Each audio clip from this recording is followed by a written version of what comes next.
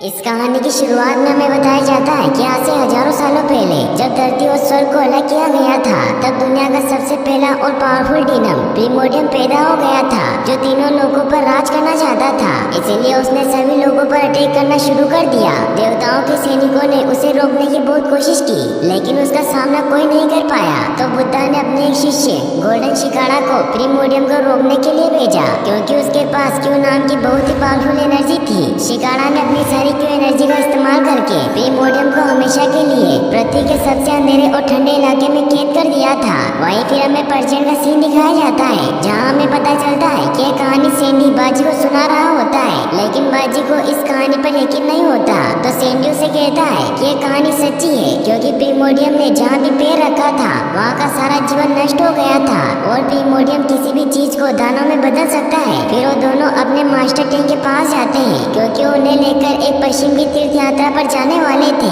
तभी वहाँ टैंक का सबसे अच्छा शिष्य सन वुकोंग भी आ जाता है, जिसे हम मंकी किंग के नाम से जानते हैं, जो सभी डीमन का राजा है। फिर वो सभी अपनी यात्रा पर निकलते हैं, जहाँ रास्ते में वो एक बुजवांग नाम के टेम्पल पर थोड़ी देर आराम करने का डिसाइड करते हैं। वो जब वहाँ पहुँचते हैं तो उस टेम्पल से दो लड़के बाहर आते हैं, जो उस टेम्पल के केयर टेकर होते हैं। वो उन सभी को अपने साथ अंदर लेकर जाते हैं, क्योंकि अभी उनके मास्टर जेन युआंग किसी काम से बाहर गए थे। वो दोनों लड़के मास्टर टैंक को स्वर्गीय सिर के पास लेकर जाते हैं, जहाँ मास्टर ध्यान करने लगते हैं। वहीं मंकी और उसके दोस्त टेम्पल में घूम रहे होते हैं और वहाँ की चीजों का मजा ले रहे थे। तभी बाजी छिपकर उन केयर टेकर की बातें सुन लेता है, जो उनसे किसी खास तरह के फ्रूट को छिपाने की बात कर रहे थे। ये सुनकर बाजी फौरन मंकी किंग के पास जाता है और उसे सारी बात बताता है। तो वो दोनों छिपकर उन केयर टेकर का पीछा करने लगते हैं। तो वो देखते हैं कि वो किसी सीक्रेट जगह में जा रहे हैं। ये देखकर मंकी किंग और बाजी अपना रूप बदलकर अंदर घुस जाते हैं, जहाँ वो देखते हैं कि वहाँ एक बहुत ही बड़ा व्हाइट कलर का जादुई पेड़ होता है, जिस पर बहुत ही खास तरह के फल लगे हुए थे। वो दोनों केयर टेकर वहाँ से एक फल तोड़कर चले जाते हैं, जिससे मौका पाकर मंकी किंग और बाजी अपने असली रूप में आ जाते हैं, और उन्हें भी वो फल खाने की बहुत इच्छा होती है।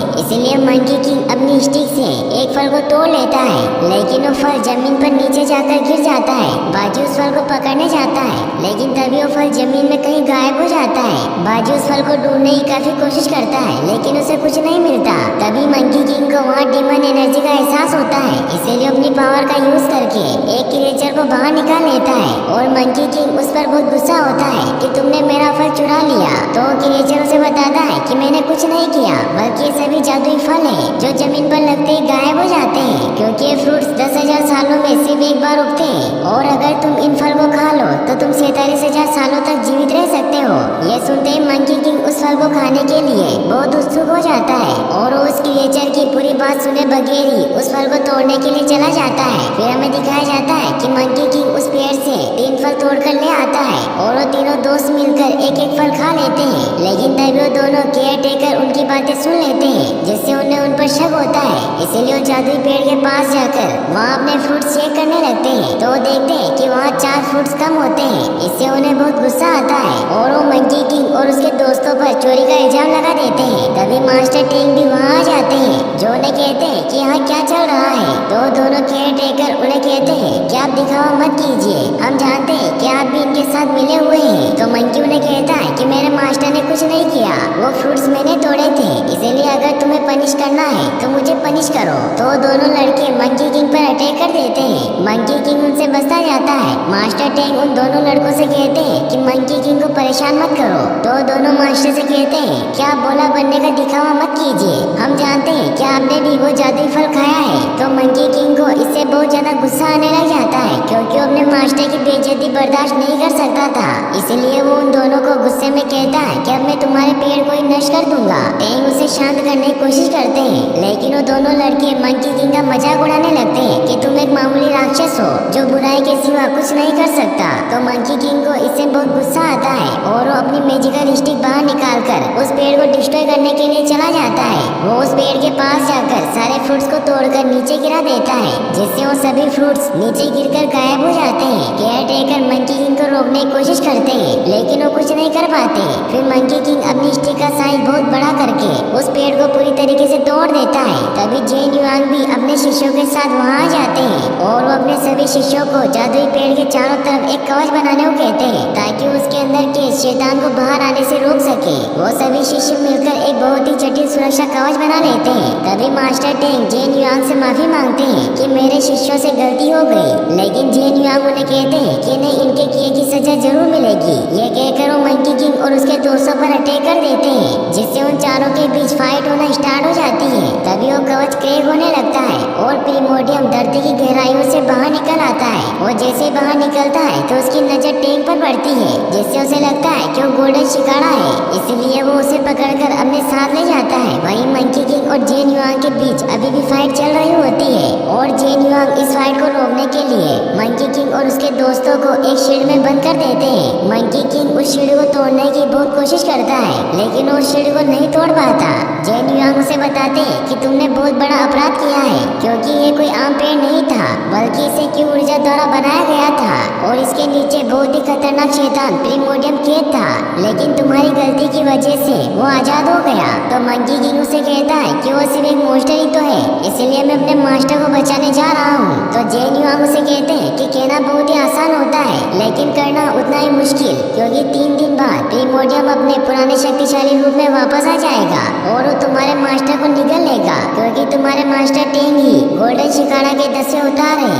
इसीलिए अगर उसने तुम्हारे मास्टर की शक्तियाँ हासिल कर ली तो बहुत ताकतवर हो जाएगा, जिसे कोई रोक नहीं पाएगा और वो तीनों लोगों को अपने वश में कर लेगा। तो मंकी किंग उन्हें कहता है कि ऐसा कोई डीमन नहीं है जिसे मैं वश में नहीं कर सकता, इसीलिए मैं अपने मास्टर को बचा लूंगा। तो जेन युआंग उसे एक मौका दे देते हैं। फिर मंकी किंग अपने दोस्तों के साथ वहाँ जाने की तैयारी करने लगता है। तभी हमें दिखाया जाता है कि उस जादुई पेड़ से क्यू एनर्जी निकलकर मंकी किंग के बैग में उनके साथ चली जाती है। वहीं दिखाया जाता है कि प्रीमोडियम टेंग को लेकर एक माउंटेन की तरफ बढ़ रहा होता है और उसके रास्ते में जितने भी जीवित जीव जंतु आते हैं उन्हें उसकी डार्क एनर्जी उन्हें डीमन में तब्दील कर देती है। प्रीमोडियम जब उस पहाड़ तक पहुँचता है तो वहाँ बहुत सारे डीमन उस पर अटैक करने आने लगते हैं, लेकिन जब प्रीमोडियम उन डीमन के लीडर को बताता है कि वो प्रीमोडियम है तो वो सभी डरकर उसके सामने घुटने टेक लेते हैं। फिर वो सभी को कहता है कि जब तक मैं अपने असली रूप में नहीं आ जाता तब तक तुम इस मॉन्क का ख्याल रखना। फिर वो डीमन टेंग को लेकर अपने साथ चले जाते हैं। तभी उन डीमन का लीडर प्रीमोडियम को कहता है कि इस मॉन्क का शिष्य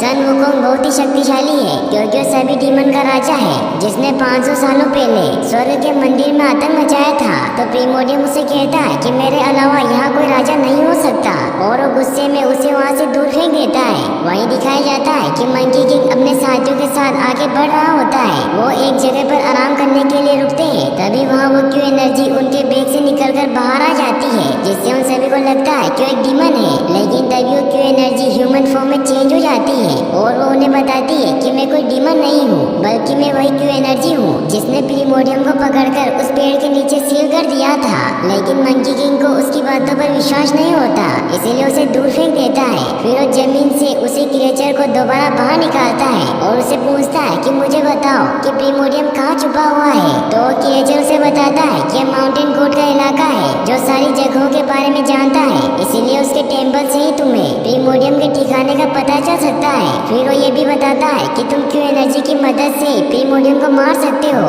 इसीलिए तुम्हें उसकी मदद लेनी चाहिए। लेकिन मंकी किंग उसकी बात नहीं सुनता और उस क्रिएचर को भी दूर फेंक देता है। तो सेंड्यू से बताता है कि वो सच कह रहा था, क्योंकि किताब में लिखा है कि बुद्धा के शिष्य ने अपनी सारी क्यू एनर्जी का इस्तेमाल करके ही प्रीमोडियम को सील किया था। तो मंकी किंग भी उसकी बात समझ आता है। वहीं हमें दिखाया जाता है कि प्रीमोडियम भी उन्हें अपनी शक्तियों की मदद से देख रहा होता है, इसीलिए अपने साथियों को उन्हें मारने के लिए भेजता है। तभी टेंग उसे कहते हैं कि मेरे शिष्य मुझे बचाने जरूर आएंगे। तो प्रीमोडियम उसे कहता है कि तुम्हारे शिष्य मुझे कभी भी नहीं रोक सकते, इसीलिए तुम्हें सबने देखना बंद कर देना चाहिए। वहीं हमें मंकी किंग को दिखाया जाता है जब क्यू एनर्जी को भी अपने साथ लेकर आगे बढ़ने लगता है, जहाँ वो एक गाँव में खाना खाने के लिए जाते हैं। लेकिन वहाँ गाँव में सभी उन डीमन को देखकर काफी डर जाते हैं कि तभी डार्क एनर्जी आकर उस गाँव को चारों तरफ से घेरने लग जाती है। ये देखकर मंकी किंग क्यू एनर्जी को एक लालटेन के अंदर छिपा देता है, क्योंकि वो समझ जाता है कि प्रीमोडियम उस क्यू एनर्जी को खत्म करना चाहता है। तभी वहाँ सभी डीमन उन्हें मारने के लिए आ जाते हैं, लेकिन मंकी किंग अकेला ही उन पर बहुत भारी पड़ता है।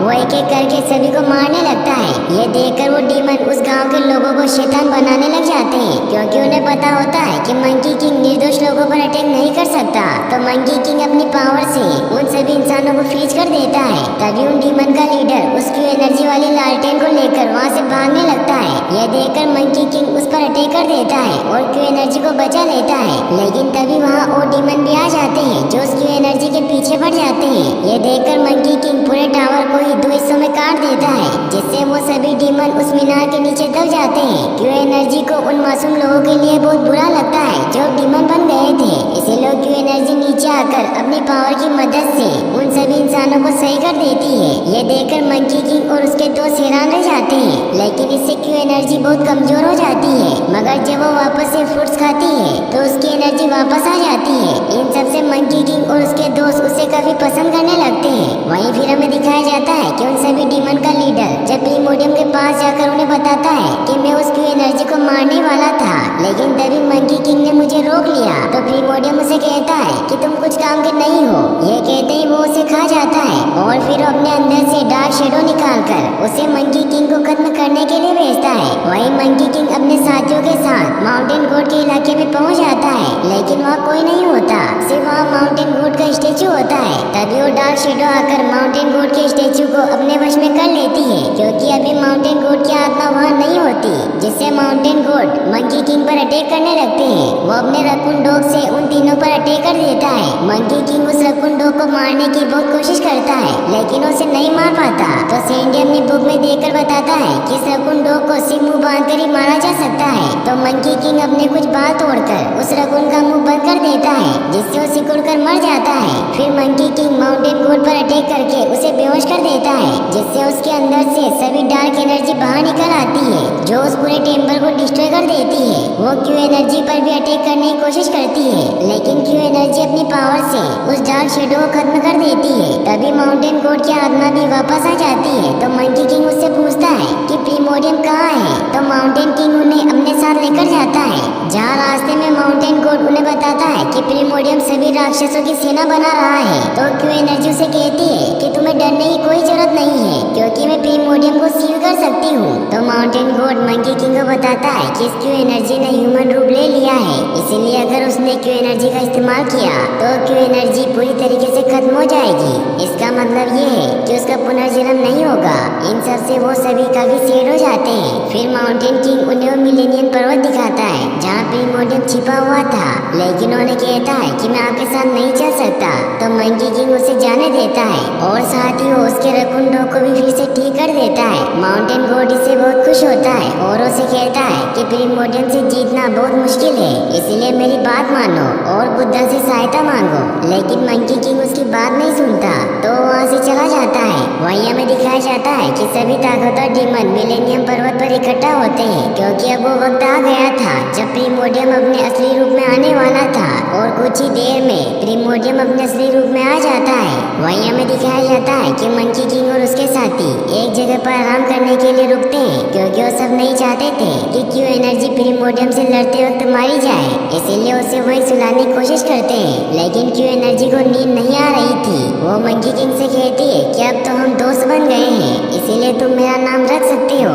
तो मंकी किंग उसका नाम फ्रूटी रखता है। क्यू एनर्जी को भी वो नाम बहुत अच्छा लगता है। फिर वो मंकी किंग से पूछती है कि तुम्हारा नाम सन वुकोंग किसने रखा था। मंकी किंग उसे कहता है कि मेरा ये नाम मेरे मास्टर ने रखा था, क्योंकि मेरे कोई माँ बाप नहीं है, मैं पत्थर से पैदा हुआ था, इसीलिए तुम चुपचाप सो जाओ, क्योंकि मैं एक बुरा डीमन हूँ जो बुराई के सिवा कुछ नहीं कर सकता। तो फ्रूटी उसे कहती है कि तुम बुरे नहीं हो, तुम एक अच्छे डीमन हो। साथ ही वो उसे ये भी कहती है कि हम दोनों मिलकर प्रीमोडियम को हरा देंगे और तुम्हारे मास्टर को आजाद कर लेंगे। तो मंकी किंग उससे वादा करता है कि हम साथ में प्रीमोडियम से लड़ेंगे। तो फ्रूटी इससे बहुत खुश होती है। फिर वो वहाँ एक चट्टान पर जाकर सो जाती है। तो मंकी किंग उसके चारों तरफ एक कवच बना देता है, ताकि उसे कोई नुकसान न पहुँचा सके, और वो उसे अपने साथ भी लेकर नहीं जा सकते थे, क्योंकि इससे उसकी जान को खतरा था। फिर वो तीनों आगे बढ़ जाते हैं। वो सुबह होते होते उस पर्वत के काफी करीब पहुंच जाते हैं, लेकिन तभी प्रीमोडियम के सभी डीमन उन पर अटैक करने के लिए आने लगते हैं। तो मंकी किंग भी अपने दोस्तों के साथ लड़ाई करने के लिए तैयार हो जाता है।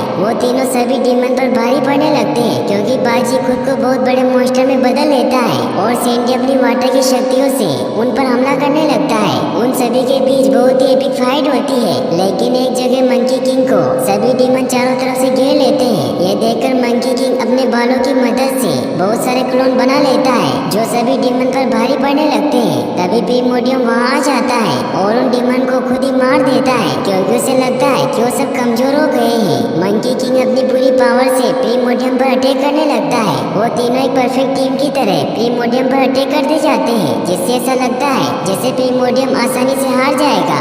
लेकिन प्रीमोडियम वापस उठ खड़ा होता है और अपनी रिंग से उन पर हमला करने लगता है, जिससे वो तीनों इस बार प्रीमोडियम के सामने नहीं टिक पाते और प्रीमोडियम उन्हें बहुत मारता है। वहीं फ्रूटी की जब आँख खुलती है तो देखती है कि मंकी वहाँ नहीं है, इसीलिए वो वहाँ से बाहर निकलने की कोशिश करती है, लेकिन उस कवच की वजह से वो बाहर नहीं निकल पाती। तभी मंकी बहुत इंजर्ड हुआ उसके पास आकर गिरता है और प्रीमोडियम उसे मारने लगता है, लेकिन तभी उसके दोस्त उसे बचाने आते हैं, मगर प्रीमोडियम उन दोनों को ही जान से मार देता है और मंकी किंग चाहकर भी उन्हें नहीं बचा पाता, क्योंकि वो बहुत बुरी तरीके से इंजर्ड हो चुका था। फिर प्रीमोडियम फ्रूटी को खत्म करने के लिए उसके चारों तरफ बने कवच को तोड़ने लगता है, तो मंकी किंग उसे रोकने की बहुत कोशिश करता है, लेकिन प्रीमोडियम वो कवच तोड़ देता है। ये देखकर मंकी फ्रूटी को वहाँ से भागने को कहता है। फ्रूटी उसकी हालत देखकर रोने लग जाती है। तभी प्रीमोडियम टैंक को भी वहाँ ले आता है और वो मंकी किंग के सामने ही टैंक की पावर को अपने अंदर खींच लेता है, जिससे टैंक की आत्मा भी निकल जाती है।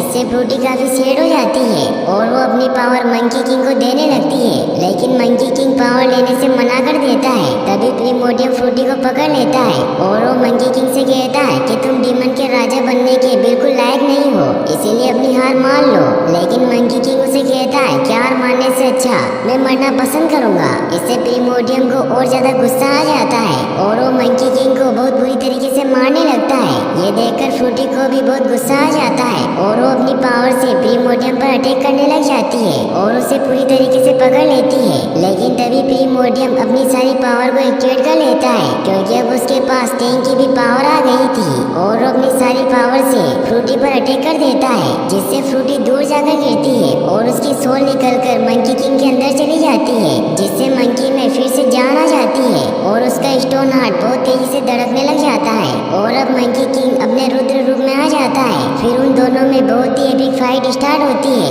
जिससे अब मंकी किंग प्रीमोडियम पर भारी पड़ता है और उसके हाथ पैर तोड़ देता है। फिर मंकी किंग अपनी स्टिक का साइज बड़ा करके प्रीमोडियम को पूरी तरीके से मार देता है, जिससे प्रीमोडियम की सारी डार्क शेडो भी गायब हो जाती है। फिर दिखाया जाता है कि फ्रूटी की क्यू एनर्जी बाजी और सैंडी को फिर से ठीक कर देती है और अब उनके मास्टर भी वापस आ जाते हैं, जो उन तीनों को आशीर्वाद देते हैं और ये मूवी यहीं पर एंड हो जाती है। फिर हमें इस मूवी के पोस्ट क्रेडिट सीन को दिखाया जाता है, जहाँ उस जादुई पेड़ को सही करने के लिए एक देवी प्रकट होती है, जो मंकी किंग के पास मौजूद फ्रूटी के पत्ते से उस पेड़ को वापस सही कर देती है और यहीं पर ये मूवी फाइनली एंड हो जाती है।